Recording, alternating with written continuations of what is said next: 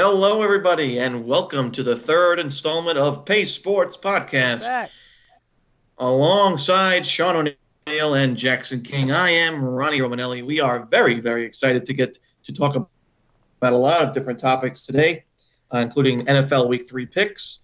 We have some things about some officiating don't in get the me started. NFL, and it's going to be a good show. So please continue to tune in, share to your friends, and we love doing these podcasts. And we love you, America, and Yes, any we other do. country that's Hey, listening we have to a us. worldwide We focus on audience. American Do not- sports. I apologize to any You know what? abroad users that are Maybe listening. we'll talk about cricket today. Who knows? You're saying cricket's not an American sport? Wait, no. In America. You know what I meant. There's barely anyone plays cricket in America. You sure? The only people that play cricket in America are from other countries that came I think you're to getting America too political and right like now. first generation or second generation. You're getting too political right now. Let's be official and call it the United States and not just America, unless we're talking about North and South. Thank you very Well, much. if I'm talking about North and South, I'll say the Americas, not America. Okay. Well, let's just get to the NFL, please. Take it away, Sean. All right. Right into week 3. Well, actually, first, week 2 impressions. Anything stand out to you guys? Just blatantly. Quarterbacks that got boo-boos. Well, yeah. yeah. It's gonna Where? be interesting. All right. Where's Colin Kaepernick going? Genuine question. Nowhere. his That's still my couch. guess. The fact His that like sofa. the thing standing in the way is he's probably good. He's good enough to be in the NFL, but like now he hasn't played for a long time. You're gonna have to pay him close to first string money, and you have to have a distraction as your second string quarterback, and no one wants to take on any of those factors. It's just not enough of a sure thing. So I don't see him anywhere. Okay, never mind. Where do you want him to go? If he were to go somewhere, where would you want to see him? To jail. No. I think Colin Kaepernick, an NFL quarterback, will be signed by an NFL team if they have the talent. And I just don't think Kaepernick does. So that's why You're telling me that the only factor that they're looking at here is talent? Like Not the only for factor. second string QB. If they are looking for a first string QB, they want to win games, so they will pick the best QB out there. But you're telling me that he's not better than some of these second and even third string QBs that were in the preseason that were there and he wasn't there? Like, every day that he is not in the NFL, his talent is dwindling and dwindling. So now we've got guys in the NFL, in second string, third string, that have got the experience as being Luke backups, Falk. and you got Colin Kaepernick sitting on the couch. he's good enough to be a backup QB. He definitely is. I mean, at one time he was a good QB. He wasn't just He was an a average QB. Super He was Bowl playing QB. very well. At one time.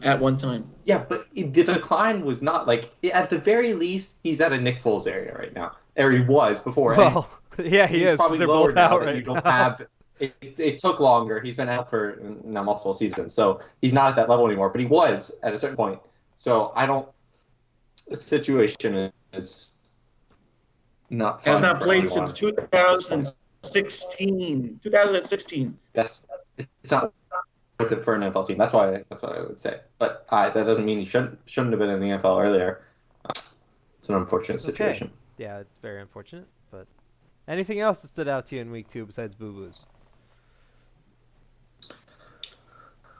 The NFC South is fun because now Hold on, I had to do the math in my head. there isn't a good team. Are the Falcons The best Falcons. team in NFC South It's their division to win now. now? Yeah. I still think it's the Saints Saints. are that- now- Ooh, If the it Saints depends how can't get going, Bridgewater scares me. yeah, he didn't look good when he came, and yeah, he'll now have time to get with the offense. But I mean, if it's going to be if Breeze can somehow dig out of the hole that they're going to be down, because I don't think they're going to be above 500 when he comes back. They'll be hovering at 500 probably is the best case scenario. Not to compare Breeze to Romo, because Breeze is significantly better than Romo, but this is the same injury that ended Romo's career. Granted, he did have Dak just come in and kind of take over. Yeah, but Romo But it's a very also just comparable kind of injury. Romo didn't have to retire. Romo could have kept going. He was just at a point where he's like, oh, I'm satisfied with my career here. And I'm ready to move on. And now he's on broadcasting. So That's fair. Well, And the thing with the Romo Saints, hotline. situation. The thing with the Saints is this week they take on Seattle at Seattle. It's going to be a tough game for Bridgewater in his first game as a starter. Then they go back home to take on the Cowboys, another tough game. But after that, you get a home game against the Buccaneers. Then you go to Jacksonville. Then you go to a tough defense in Chicago. And then you're back home against Arizona. And then by then, Drew Brees should be back if his recovery goes well. So, I mean, the Saints' defense has improved. They didn't look too hot against the Rams. But I think that this team has enough talent without the quarterback to be able to go at least 2-4, 3-3 to keep them competitive once Drew Brees comes back. I mean, now also the NFC South, there isn't a really good team, and they're going to play 6 games in total against the other NFC South opponents, and no one looks like they're going to be like, oh, this is a super tough game to win on the road. There's no team that you don't think you can go on the road, or obviously at home you think you want to win those games, but on the road there's no team that you're like, oh, I'm scared we're going to lose against the Panthers on the road. That's just not the case anymore. Don't be disrespecting Matty Ice. Don't sleep on Matty Ice. All right. I know, but I'm saying that's a winnable game. Yeah. If anything, they split the season series. But all right. I don't think Matty Ice did not look good against Philadelphia. I will highlight games that I think we should look at, but we'll go quickly. And the ones that we shouldn't, like this Titans-Jaguars game, just give a score, just prediction whether they win or not. And if you want to give a score, you can. I go with the Jaguars at home here. I think they're about even teams, and the Jaguars are like terrible last game. So give me the Jags. Gardner Minshew, Tom Brady 2.0. You heard it here first, folks. Minshew. I've always been on the train of Tennessee is overrated.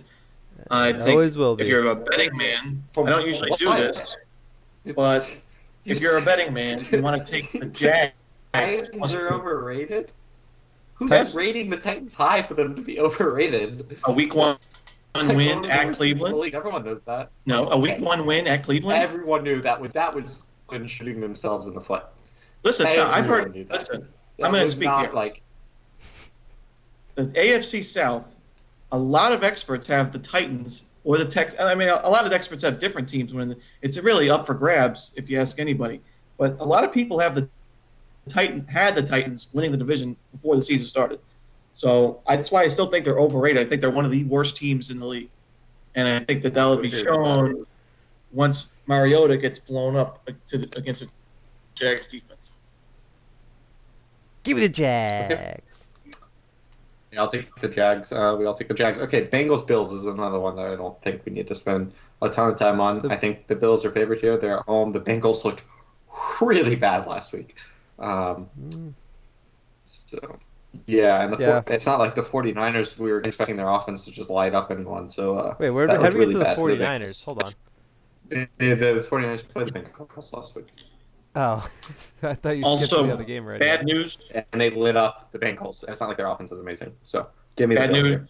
Bad news if you're a Bengals fan. AJ Green looks like he will be out longer than his original timetable suggested. Yikes. What? Why is that bad news? They're clearly going for a better pick at this point. Oh, I know a lot of Bengals fans. That's their franchise player. Even if you're tanking, you want to see him on the field. He's not going to be on the team next year. Hot take. Number 1. He's not going to be on the team. I don't know if he'll be in the NFL next year. He will be. He'll be somewhere. That's another fun one we can discuss. Somebody's going to pay. Lions-Eagles.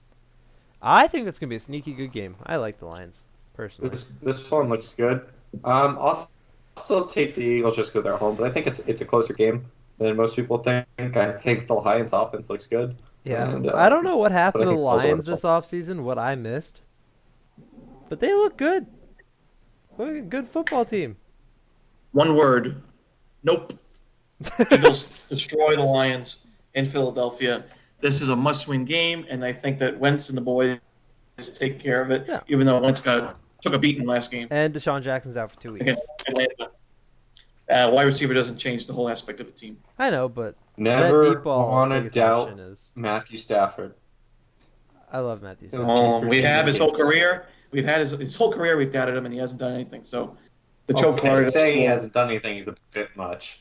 What if He's had a pretty good career. He hasn't won a and at playoff times game. he's led really good drives. Okay, that's not more than anything. That's a representative of the team as a whole. You can't put that on the shoulders that of the QB. organization. He's been in the playoffs. He's been in the playoffs. A lot of bad running teams. He's had really bad running teams. He's had only like one season of a running back, and his defenses have always been bad. So like saying it's on him, you can't do that. He is may not outside be the top QB 20.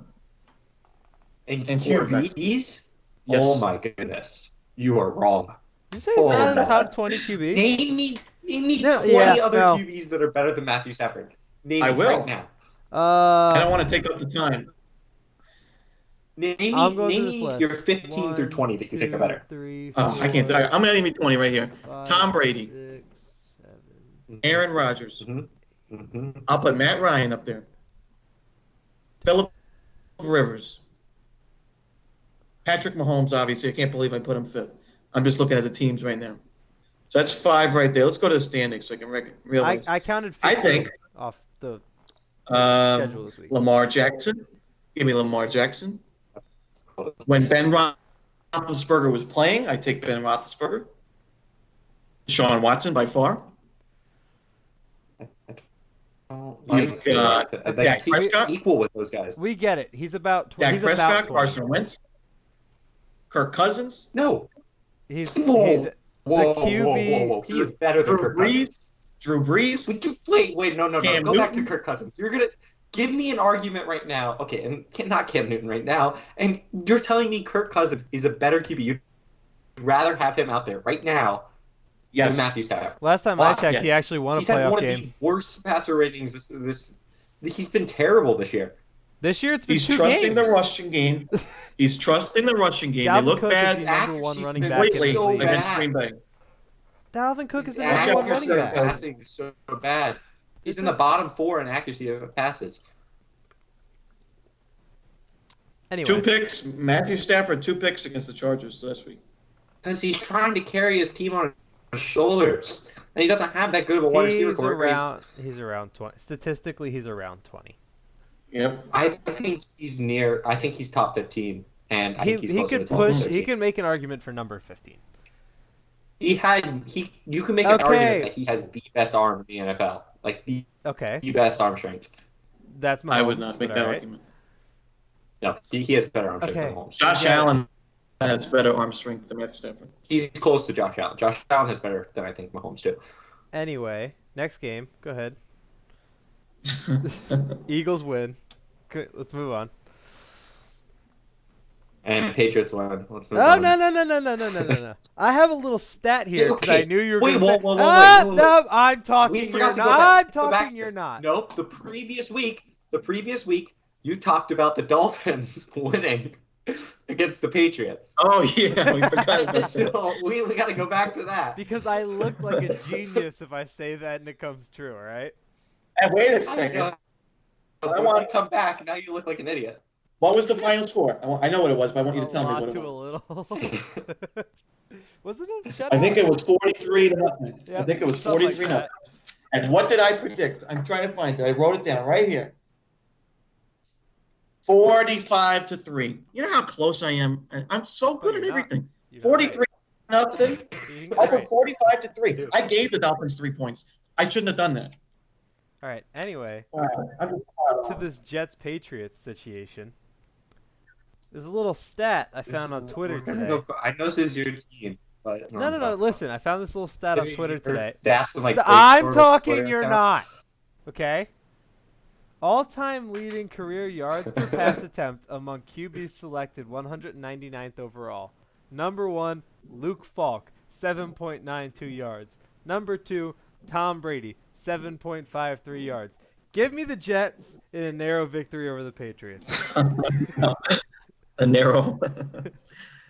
This is going to be a long game for the New York Jets, and I think the season has ended already. Yeah, it's over before it began. It's a shame. The little baby Sam Darnold didn't get mono yet. He should be back by like week 5. It's a hopeful week 5. I did not think mono lasted this long. It doesn't. He's already gotten over the disease, but now it can still his health is back to normal, but his spleen is still Well, it's very, very contagious. Yeah, it's contagious, and his spleen is still like inflamed. To where like if he took a shot to it, that it could rupture or something like that and make it even worse.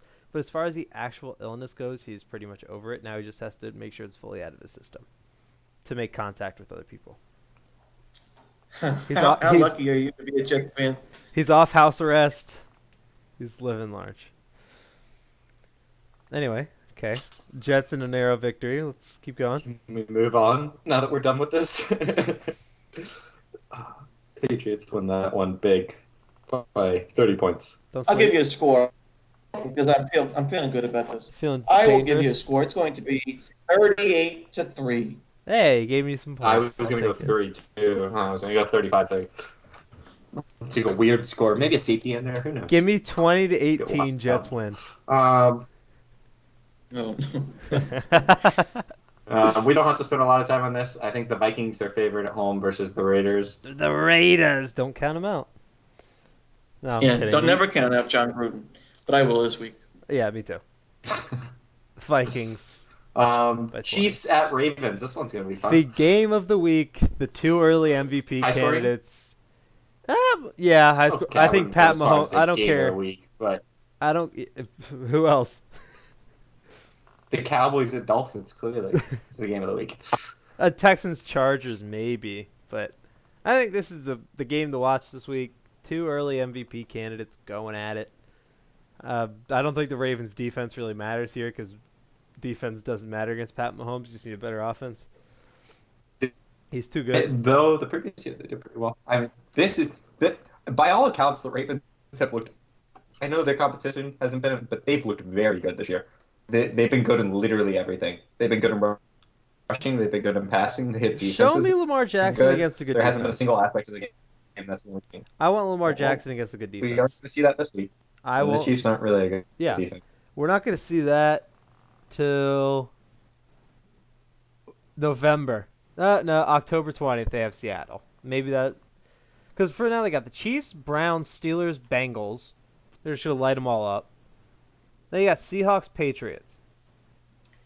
About October, November, Halloweenish, that's when we're going to get a real taste of what the Baltimore Ravens are about. Till then, I'm not a believer. This is going to be one of the worst games of the week. Hot and here's take. why.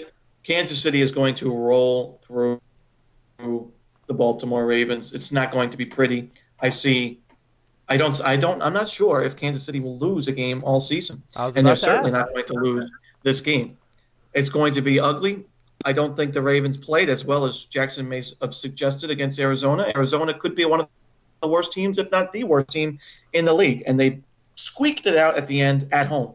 So but they're one of only two teams in the league to hold on. That's incredible. I'm going to take Kansas City by 2 touchdowns at least. And I'm not even going to watch this game. I'm going to set it and forget it and watch my Giants get demolished to Jameis Winston. All right. Speaking of undefeated, I think it's pretty clear-cut that a lot of people are saying it's one of two teams going undefeated, and that's the Chiefs and the Patriots. Right? Correct. They play each other, though. Yep, I was about to say they play each other December 8th. Who, if either team, is going undefeated this year? The New England Patriots. I don't think any team will go undefeated. Pick one of the two for the sake of argument. Yes, I don't think either will go undefeated, but I do think the Patriots have the better chance. I think the Patriots have the best chance. I mean, and it just comes down to the schedule. It comes down to because they got 6 cupcake games a year. Yep, they play the Jets twice, the Dolphins twice, the Giants once at home. That's going to be ugly. So they play the Bengals. So this is a definitely winnable. I think they can go 16-0, and I think that they will lose in the Super Bowl to the Giants. I think the reason the Patriots have a better chance is because at their high, their offense can near the Chiefs' offense, and when their offense isn't playing well, their defense can make up for that, and the Chiefs don't have that. Like, everything's relying on the offense. They can lose a shootout game at a certain point. So the Patriots definitely have a better chance of going 16-0, and they're also just the better team than the Chiefs at this point. All right. So Anyways, Chiefs Falcons, Ravens. Who you Colts. got? We never. Oh, we Oh, took I Chiefs, had. didn't we? Yeah, we didn't pick. I I'll told take you. the Chiefs. Chiefs. Yeah. Chiefs. Okay. Ugly. Falcons, Colts. This one's interesting. This one's big for the Falcons. We'll see how real of a team they are here. Colts at home, so that's an advantage, but I still got the Falcons here. Feel free to talk. I'm not big on the Colts this year. And since Andrew Luck retired, I felt bad for the Colts fans in Indianapolis. So I think, and I'm surprised to see that the line is actually giving Indianapolis his favorite by 1.5. So I mean, the I'm going to take the Falcons haven't Ravens. looked that The Falcons. They look solid against a tough Eagles team. They look solid in week 2. They did not look good in week 1. It depends on what version of the offense we're getting from them. But I mean, the Colts are just an average defense, so yeah, I still have the Falcons winning this one, but it's close. And if they don't win this one, and then the NFC South just even becomes even more fun. Who knows? Anyways, what's your pick, Sean? Does he exist anymore? I think we lost him for a little bit, so we'll just have to move on. Yep. All right, what's the next one? We got Broncos at Packers. I can hear buzzing. Hello? Oops. Yes, he's back. All right, we got him back. Everybody in the recording could hear me, so they knew I picked Matty Ice and the Falcons. All right. While we were talking. No, I actually didn't talk. You guys gave me like time to talk. It was Okay, very weird. that's cool. Okay, anyways, you said okay. Where are we at? So now? we all have Sorry. Falcons this week. That week. Broncos at Packers. Packers are at home. They're the better team. Packers at home. Broncos aren't terrible though. They're better than I thought they were gonna be. So, but I still got the Packers here. The Broncos' record doesn't show. This gets me into my soapbox, but I'll hold it off for a little bit. The Broncos should be 1-1. I don't care what you tell me. The Broncos should be 1-1. The Bears did Don't not. take away. Piñeiro's Don't take pick. away Eddie Pinheiro. I'm not taking anything away from Eddie Pinheiro. I'm taking away from the referees. How in the world is that roughing the passer? Yeah, I know. How on earth? That was a bad one. You think their fan base is drive down There the was field. literally a point in the Bucks game where they moved the ball. It's short of the first down, which was already a generous place where they put the ball, and then they moved it forward when they all they had to do was move the football from. It was close to the middle of the field. Like they were moving it 3 yards to the right just to move it into the middle of the field where it actually needed to be, and they moved it up by half a foot. Yeah, but nobody cares. I don't know how you mess up that simple. That's so basic. That's like the thing. That's where you can slow it down. The pass interference. That's a high speed play, and they're looking at a bunch of things. Once you have your spot, literally your only job for the next 10 seconds, all the referees can focus on that, and you mess it up that bad. That's pathetic. That's something that's inexcusable. Well, we'll get on the soapbox when we're done with our picks and everything, because I got a lot to say. So, with that being said, I'll take the Packers in this one. Like them at Lambeau, but the Broncos should be 1-1. I think their record is a lot worse than what they're showing us. And it looks like they're gonna grab another loss this week. So 0-3 for Denver. Tough break for them, but at the end of the day, the cream rises to the top. The Cowboys are going to beat the Dolphins. We all agree. Let's just skip past. Nope, I'm going to say this every week until the end of the year. The Dolphins will win. Okay. Give Buccaneers and Giants. Oh God. I'll take the Buccaneers here just because they're at home and they're motivated to win because they don't really have a home game for a long time. Their only home game that they have is just 6-game stretches in London. So sure. I'll go. They're motivated to win. Jackson knows they're motivated to win. I'll go watch the middle school game that got rained out on Thursday or Tuesday or whenever they play them. They had to play it on Sunday. I'll go watch that instead of this game. I also don't. Okay, you just hate the Bucks. I mean, that's clearly No, at this I point. hate both This of is these teams.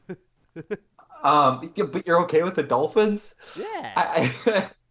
They don't pose a anyways, threat. Of course I'm okay with the I Dolphins. I think the Bucks have a good defense at least this year, and the Giants haven't been doing much on offense. I think it's a low scoring game, and I think the Bucks pull it out. Low scoring Here's game, the the difference. Giants don't have defense. It doesn't matter. It's not like the Bucks have amazing offense. They're still going to throw picks to anyone. Here's the They're gonna turn reason the ball why. over to anyone. Here's the difference between the New York Giants, a team, the Miami Dolphins, who are just totally awful, and the New York Giants, who are, Totally I would say, just as bad as well. The difference is the Dolphins are not trying to win; they're trying to be bad, and you can see that with Balaja's ducking under the pass. Did you see that play? It was 2nd and 10 on their own side of the field. They were not out of the game. It was 13-0 third quarter, and Fitzpatrick, nice little play action. Dish off right to Balaj. He ducks under the pass. He's wide open. You can tell they're tanking on purpose. And the problem is the Giants are not. The Giants are just playing bad football. They are horrible. Yeah. They make horrible. But Daniel Dots is going to turn it around. 14-2 for the New York Giants. Oh, I sure hope so. I think Jones will definitely make it. Daniel Dots. For the Giants, but this is going to be a loss in Tampa Bay. That pick six that Fitzpatrick threw, the second one he one? threw in a row there before he got pulled, I felt so bad. The right wide receiver literally caught it, and then he started to run, and it just popped right out of his hands. Way more a fumble than anything else. That was like just perfect metaphor for the Dolphins season so far.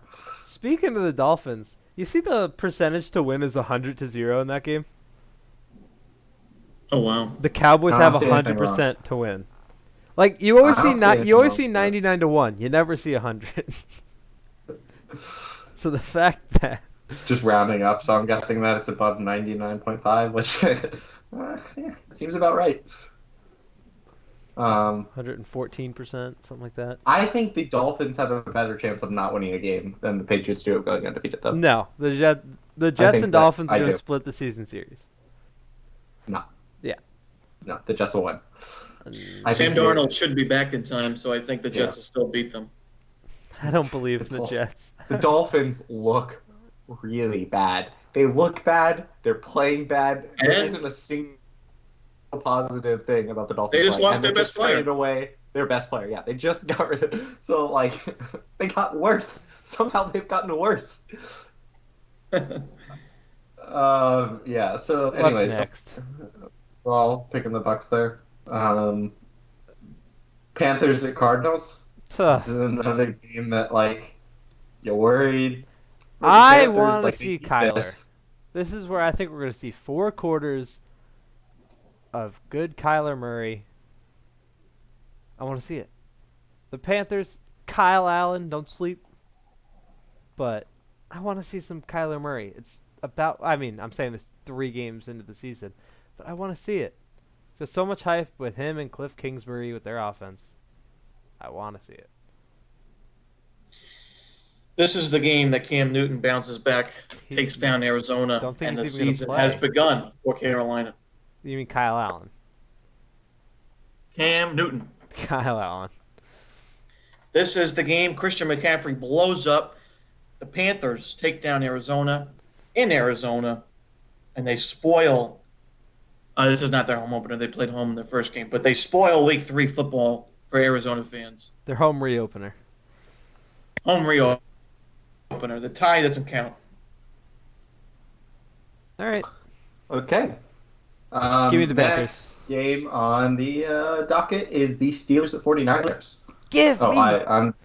I'm taking the Panthers on the last game, sorry. But the Steelers at 49ers here. This one's interesting. Mason Rudolph. I want to give it a game. Show me what you're worth. Give me the 49ers. For some reason, they look good. First of all, they did not look against the Bucks. They're 2-0. Their defense looked good against the Bucks. I'm not saying the Bucks. Their offense didn't look Nobody as good as did against the Bengals. No one looked good in that first Nobody game. playing in Tampa Bay and ever looks good. You can't count the Bengals game that much. So like this is the Steelers aren't great, but the defense is Can't still count this one either. an average defense. So I think this gives you a better indication though. Where can we The start third counting where week the that we can figure out 49ers? where are the 49ers as far as their offense. I still don't think they're legitimate playoff contenders or contenders to do something if they make the playoffs this weekend with a wild card, which I don't think they'll get. So I will pick the 49ers for this game, but I think it could go either way. Well, if you say the 49ers are winning this game and they go 3-0, you still don't think that they're a playoff threat? No, I they're think not. they're a playoff threat, but I do not think I think they're a threat to make the playoffs. I do not think they're a threat to do much in the playoffs. They haven't played a good team, so they're kind of squeaking by. But I don't think they can hold up with big teams Listen, right now. in the NFL, if you win 2 road games to start the season, you play 2 good teams. I don't care where they are, unless it's Miami. Going to Tampa Bay and going to Cincinnati is not the easiest task you may think it is. Especially with a West Coast team. This San Francisco team, their defense improved a lot more than last year. Their secondary looks dangerous, and they still have those pieces on their line. I definitely am high on the 49ers. I'm just not high completely on their offense yet. Their target is Kittle, and if they can establish, and he hasn't even blown up. Kittle hasn't even done what he does. Yeah, but I think even if he doesn't have to blow up. You have to game plan for him. Like you have to make sure you're ready to they do that opens up the rushing game, which it has been for them, and it also opens up your game for just other wide receivers in general. But the rushing game has been better than you would have expected. Anybody that's run for that team has done solid. I mean, Matt Breida's done okay. And Jeff Wilson Jr. When you see that committee that's doing well, it's a really good indication that like they're feeding off something else. Like either their offensive line is doing really good, or they're keeping people off balance, so their runs are doing. They're running the ball really well. Matt Breida, 5.9 average yards per carry so far this season. I'll take the 49ers, yeah. I'll take the 49ers as well, but I don't think the season is over for Pittsburgh. Give me the Niners. Pittsburgh's lost all hope. Tank for Tua. Saints at Seahawks. Some could say this is the game of the week. I would if it was last week. Yeah, if Drew Brees was still there, but this is still going to be a good game. Not talking smack on Teddy or Taysom Hill. Both good QBs, but they're not Drew. They're not. I think that QB front seven's looking a little scary. I think they're going to get to whoever's playing QB. I think they're going to run a 2 QB set. Well, not set, but they're running both QBs next week. And it's in Seattle. The 12th man's hard to play against. Here's the thing with Seattle. In my opinion, they're the worst good team in the league. Yeah, I was thinking the and same they do thing. it every single season. They're just like the Patriots, but the Patriots are obviously much more better, much games, more successful. However, Seattle, they looked horrible week 1. I mean, the Bengals should have won that game. The Bengals deserved that game. And at Pittsburgh, Ben Roethlisberger went down. If he didn't, I think Pittsburgh wins that game. But I mean, Seattle. I think this is my upset of the week. I think the Saints are not done yet. I think Bridgewater is solid. I don't think he's anything near Drew Brees, but with Kamara and a solid defensive front, they're gonna. I think it's gonna be tough because it's in Seattle. But the 12th man did nothing on Andy Dalton. Andy Dalton threw for his life in week 1 in Seattle. So I'm going to take the Saints in an upset this week. This is a big game. If they can grab this win in Seattle, the confidence level boosts for everybody. They come home against Dallas. That's good. It's just confidence games for both. The Seahawks can start 3-0. That'd be huge for them, even though they haven't looked great in their first 2 games. They find ways to win at the end of the game. And the Saints, this would be an ability for them to be like, okay, we got an important win here. We can survive this time without Drew Brees until you get the Saints here. I think that it's a close game, but I think the Saints are a better team in general, and I think they pull this one out. I think it's close though. I just think this game's going to be hard for Teddy. He's going to get out of the pocket a lot. I'm just not sure his completion percentage is going to be too high. Him on the move. I just don't like the signs for the Saints here, personally. Okay. Next game is Texans versus Chargers. This should be good also as well. That's my tie, baby. My tie for the week. I'm still not super high on the Chargers. I think they're a good team, but I definitely think they're better than the Texans. So, See, I'm the I think the Chargers opposite. win this game. I'm high on both of these teams. I love the Chargers and I love the Texans, and The Texans are a little overhyped right now. neither of them Very, this season not, have proved. not little, very. Like the Chargers have proved, yeah, we're a good team. The Texans, they are a good team. I just don't think they've proved it yet. Mm. I like I them for don't- the division. I don't know. I like the Texans the whole season. I'm worried about Phillip Rivers being able to be at like an elite level QB. I think he's a good QB, but I think you might be starting to see a small decline in his game. It's very slight, but I think I can start to see the beginning of a slope. This And is you're it for worried about not making the playoffs, but like, is he good enough to lead a team into a deep playoff run? Here's the thing with Houston. I'll talk to you about Phillip Rivers. I'll comment on that. I think Phillip Rivers is an elite quarterback. I think he's ready to take the next step, and I think this is the year finally that Phillip gets back. The next step at At 37. his age. Is He it has- next step isn't- a matter of circumstances and not on skill? Age does Or you not say matter. The skill's still been there. Age is not. I'm saying, has he won a Super Bowl? No. So your next step is that he just I think- basically provided the opportunity here. to Yes, a team of course. where he can show that he. But Here's my next step. Let me explain my next step. He's been on teams. Phillip Rivers has been okay. I mean, he hasn't been.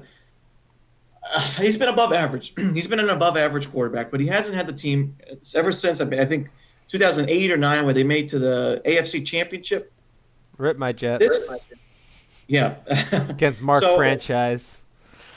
I think this is the team that gets him to take that next step into the Super Bowl and maybe pull off the upset over an NFC team like the Saints and take home the Lombardi Trophy. I'm not sure if they do it this year, but I think he and the club there. I think they have the talent to do it, and I wouldn't be shocked if they took down the Chiefs.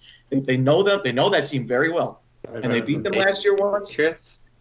I think that they can go toe to toe. I think they learned a lot from that. Patriots are just a better version of them everywhere. I think they have a slightly better offense and a slightly better defense. Here's my thing. I like A the lot better Chargers defense, a actually. lot, but their path to the Super Bowl, like the thing with the Chiefs and the Patriots, their path goes through one another. If you are the Chargers, the path goes through both of them. You have to play both of them to make it to the Super Bowl. In the divisional and the championship round. So I think I they mean, could beat one. The I don't thing think they goes beat for both. either the Chiefs or the Patriots. Doesn't have to play both the Patriots and the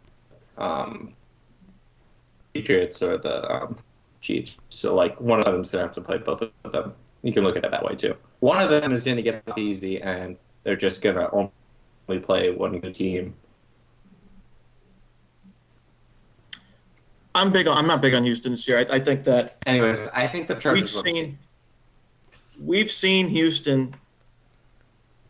They just looked horrible on offense against Jacksonville, and I know Jacksonville's a tough defense. But look at Patrick Mahomes; he totally lit them up. And I know the Texans are not on the same level as Patty Mahomes and the Chiefs' offense, but they need to look a little bit better than that. They barely escaped away with a win. A 2-point conversion away from losing that game. And Gardner Minshew stepped up, didn't get it done in the 2-point conversion, but that's not him. It's Leonard Fournette. I think that the Texans are too overrated. I can't see. Both lines are not good. And I think Tunsil will get hurt in this game. I think he might be questionable for the next game. And that even adds to the offensive line being banged up and not talented as it was to start with. So this is going to be, I think, Chargers at home, take care of business. I'm not big on the Texans the rest of the season. I don't think they win the AFC South. We got 2 more games after this. How did What these was your teams pick, make Sean? it to taking the Texans? Okay. How did these 2 games make it to primetime. The Rams-Browns. Okay, first of all, Monday is just a little random, but that's before the season. Rams-Browns. This is if you believe the hype that's behind the Browns, is to have a bad first game, and you're just saying the penalties really hurt them, that they can still be a good team. We know the Rams are a good team, so this could be a good matchup. And there isn't another amazing game this week. Like nothing. Maybe Ravens and Chiefs you could say is better. You can maybe make the argument for Saints Seahawks, but neither of those games are just amazing. Okay. So this is a fair game to be on the primetime docket. It's fair. The Rams are gonna rout Cleveland. Cleveland was just taking shots at the Jets defense for about 50 minutes of that 60-minute game, and they managed to beat them by 20. They could not find the end zone against a banged-up Jets defense that barely got off the field. The Jets defense did actually look good for large portions of that night. A banged-up Jets defense that barely got off the field. So give me a healthy Rams defense that'll spend plenty of time catching their breath. The Browns are going to get destroyed. They're playing a good offense and a better defense than they played last week. They're going to You'd like to see Baker Mayfield be more consistent and not rely on hitting those home run passes, so to speak, that slant he had to OBJ. You don't want him to rely on that. You want to see constant movement down the field. You want to see that he can manage the game well. And I think he has a good chance to show that he can do that against the Rams. And I think that's the way they win this game.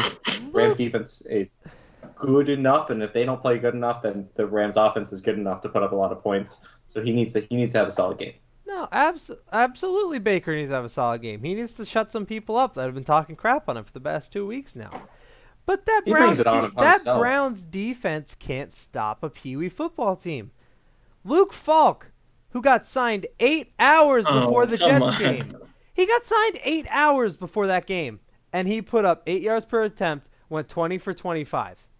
Because the game was over. The game was over. They were playing soft defense, like just making sure. And you got to look at the last drive. When there was like 50 seconds left, and they're still passing the ball. And that was when I was rooting for Jamison Crowder to catch one more pass so that you would lose in fantasy. Sean was freaking out. Yeah, but Luke Falk came in. The game was over. It was 23. Yeah. They didn't score, and neither team scored in the fourth quarter. So I'm not buying that the Browns defense was amazing. Lead, they play soft.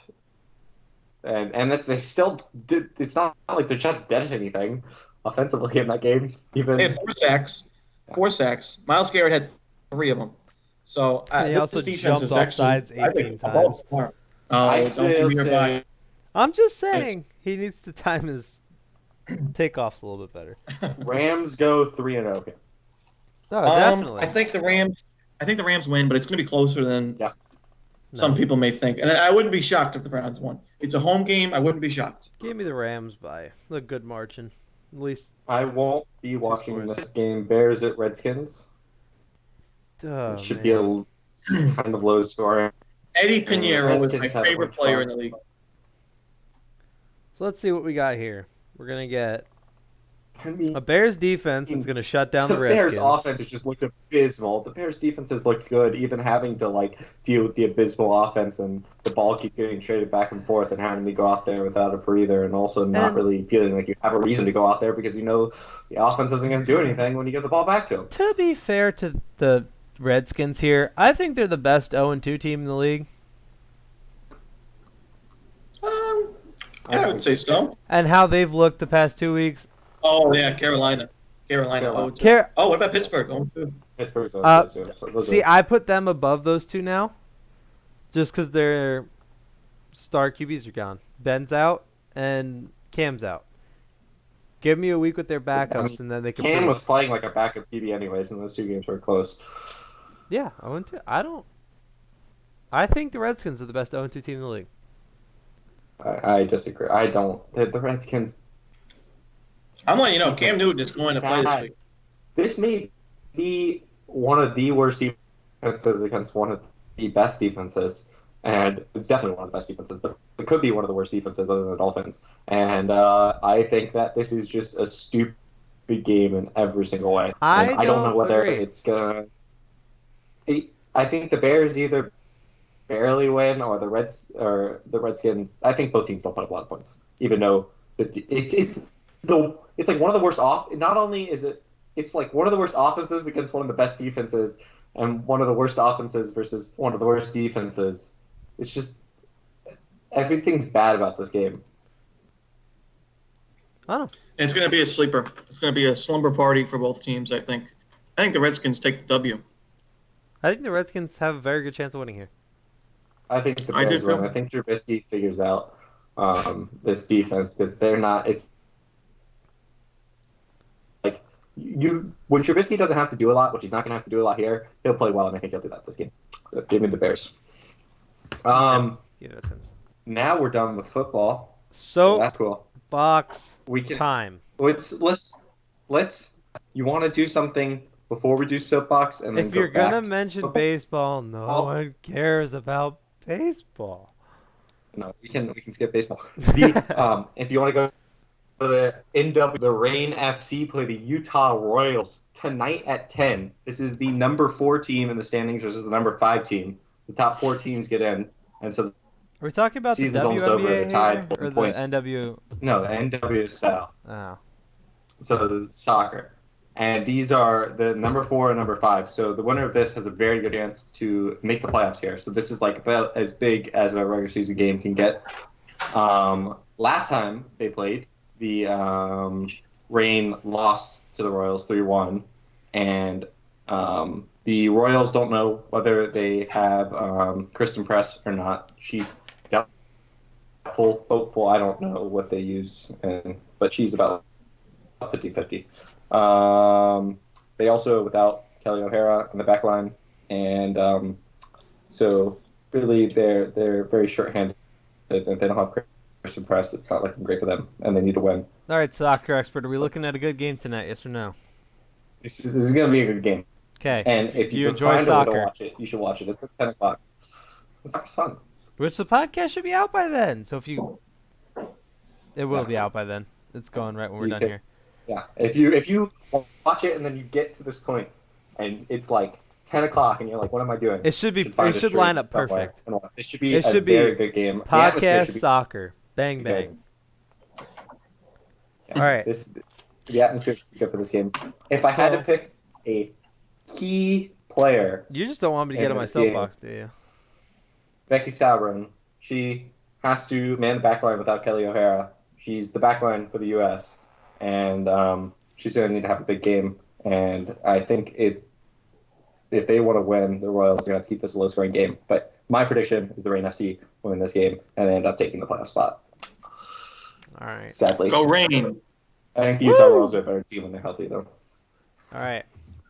So now is the time that I've been waiting for the past few weeks. And it's gotten worse. It really has. I know this is a reaction we have every year when new rules come into the NFL and the refs are just throwing flags left and right because they don't know how to call them and they start learning as the year goes on. Week 6, we probably won't have an issue anymore. But since it's an issue now, I'm going to talk about it. Because, one, my biggest thing is unnecessary roughness and kind of targeting. Targeting I can understand because they're lowering their head. But unnecessary roughness, yes, I understand it can get people hurt. However, there is no possible way, I'd say more, like over 50% of these cases, there's no possible way for these players to stop their momentum and not hit the people. And you're throwing flags on it. And some of them you're just throwing flags on who knows what. Okay, especially with the Broncos are a perfect example. Hit him in the back of the knee, 15-yard penalty, put the Bears in field goal range and lost the game for the Broncos. Absolutely terrible. You should link some highlights of these ads. It's been really bad. Like I get the podcast. I'm watching the Florida Kentucky game over the weekend. Mm-hmm. 3 targeting ejections. Yep. Absolutely. It's not. That's how. Like you're taught to tackle. I'll defend the officials on targeting. Targeting I get because they lower their head. I do not like the pass interference ones. Not the pass interference. The roughing the passer. Those ones are super super tough. Those ones, and you want to protect the QB, but also I feel like that's an area the referees Yeah, targeting I kind of see in a get lot of those because it's situations, lowering and the it's hard head to and tell.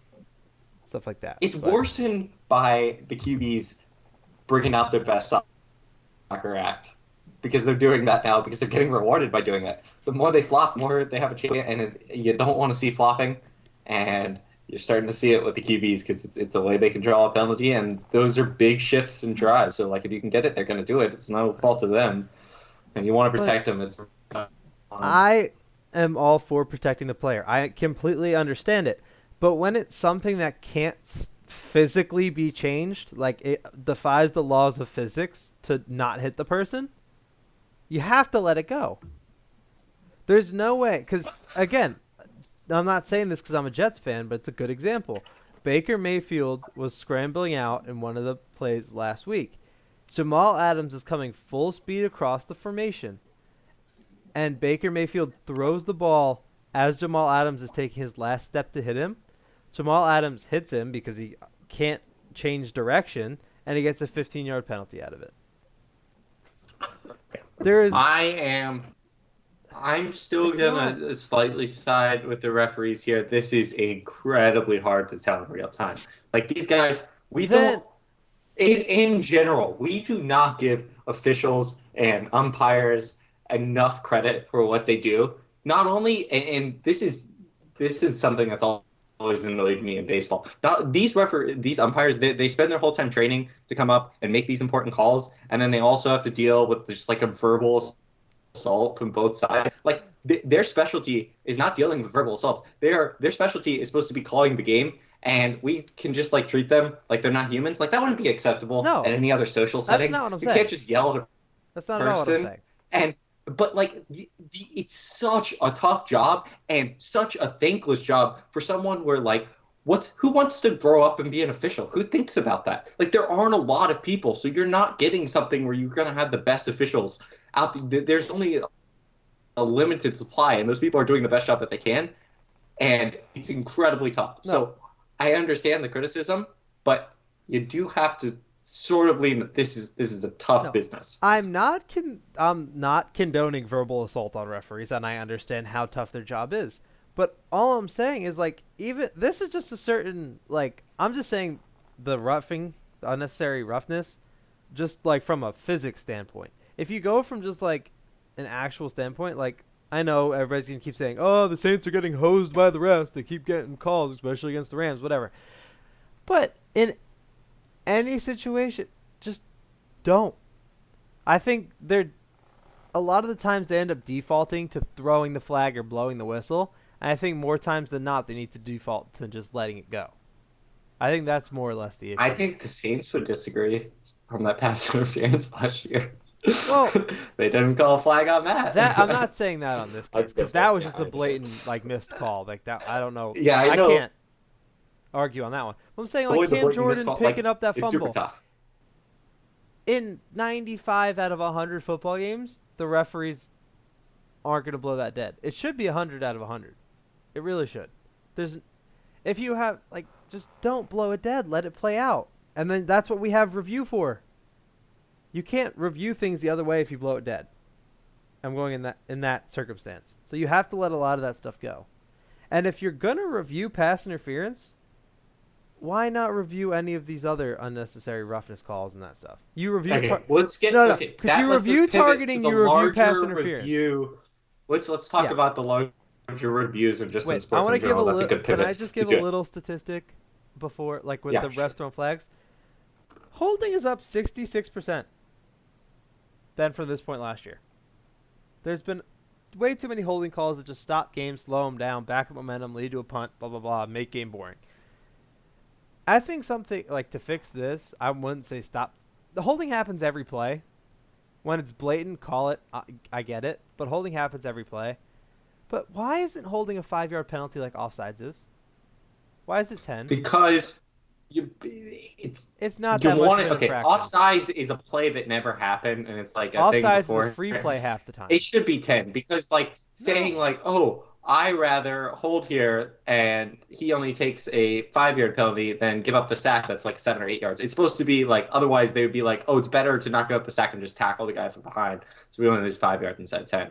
Like, instead of the 7 or 8 that we could lose on a sack or the chance of a fumble, they would tell people to hold in that situation. Because they'd be like, oh, it's only 5 yards. You don't have to worry about it. Then make it situational wherever the QB is. That's where it goes back to. But I don't think. Around it. Yeah. There's no way it should be 10 yards.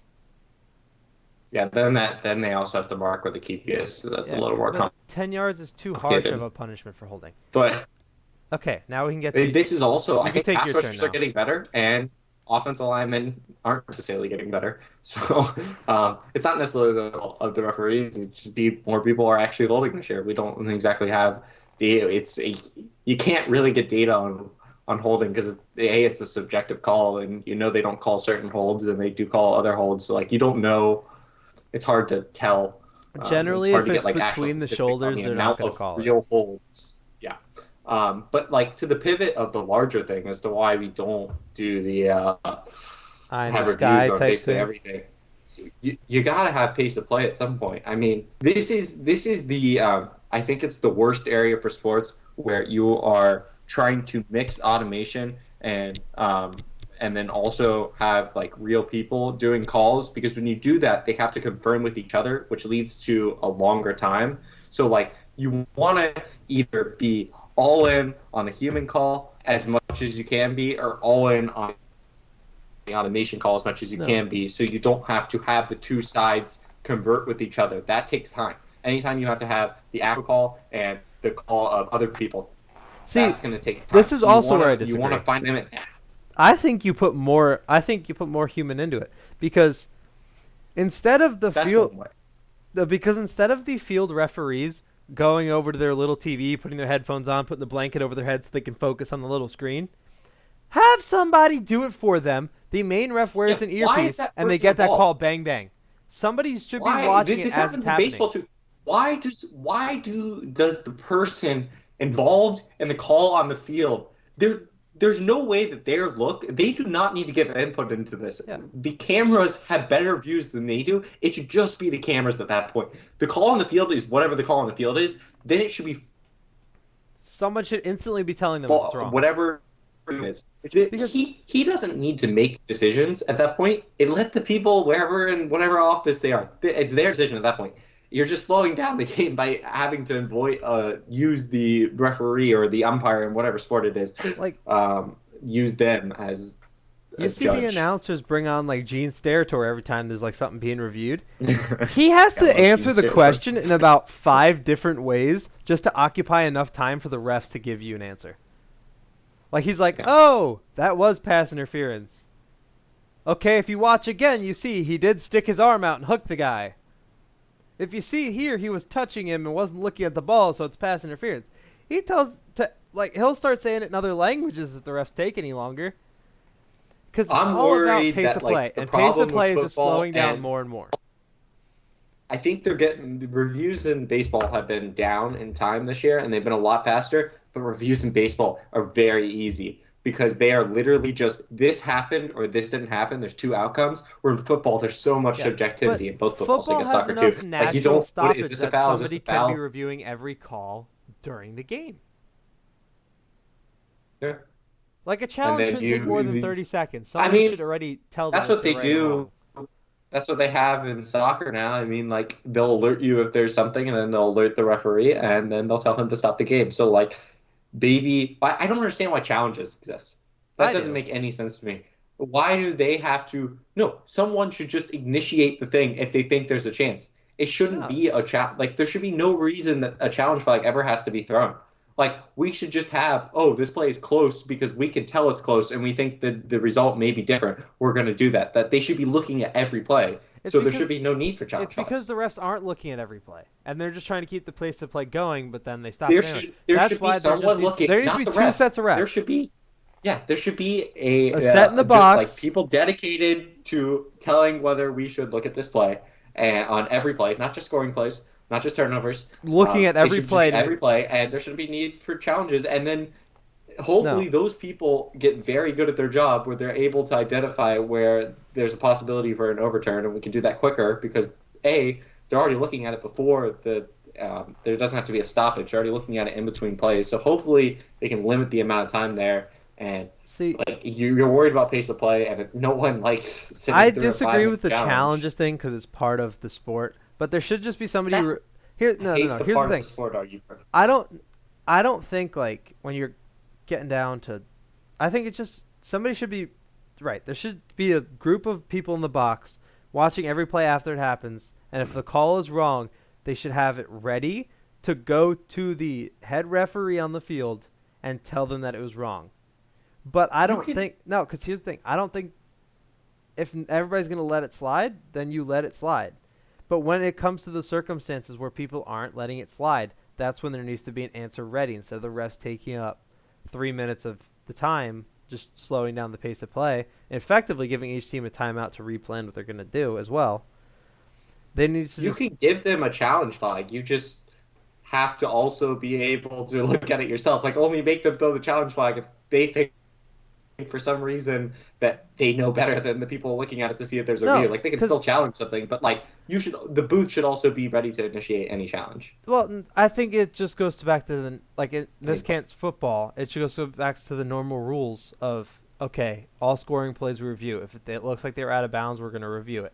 But as far as the regular game goes, you just let it slide with normal calls. But then when there's a challenge or a review, there's somebody ready with the answer instead of having to wait 5 minutes to get one. That's all I'm saying with that. There just needs to be an answer ready. I think that if we can just get to a point where every decision that can be done by computers is done by computers, and then every decision that's human done is as much human done as possible, and not like looking back at it and being like, if we can just find an area to make the game go faster and be more accurate, that's the area you want. Obviously, that's hard, but like, I feel like they should be, instead of piling in resources to like little changes and stuff, I just want the big change where like, yeah, we're going to automate as much as stuff as we want here, and we're going to make the game better even if it messes up a little bit of like, automation is done by humans. For error or whatever. Automation's done by humans, so either way you're going to account for human error. I don't think automation you'll definitely see it in baseball before anything else. Baseball's I think the only sport that it can really be in. But I think it'll be, but like you could do like soccer, that goal line stuff, whether the ball crosses the ball. Those things can happen instantly. Like there's no need for the referee to run to the side, look at it. Like he should just have a headset on, and there should be a computer that's looking at these things immediately where it just tells him that wasn't a goal, and then they keep moving on. Like there should be no time period there. I agree. All right, is Ronnie still here? Nope. He left when Did he actually? Yeah, no. He got sick of the.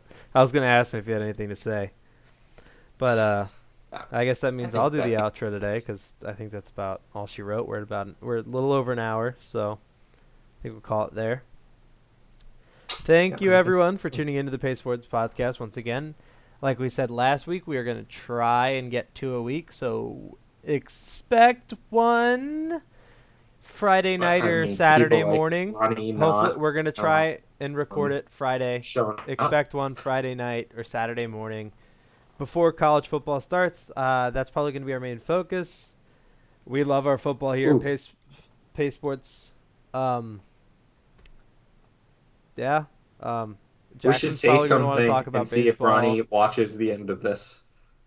And see if he ever says anything back to us. Ronnie's not going to watch. He was here Ronnie's stupid. Ronnie's dumb. No, everything about Ronnie is dumb. And if he wants to take it up with me, he can. Yeah.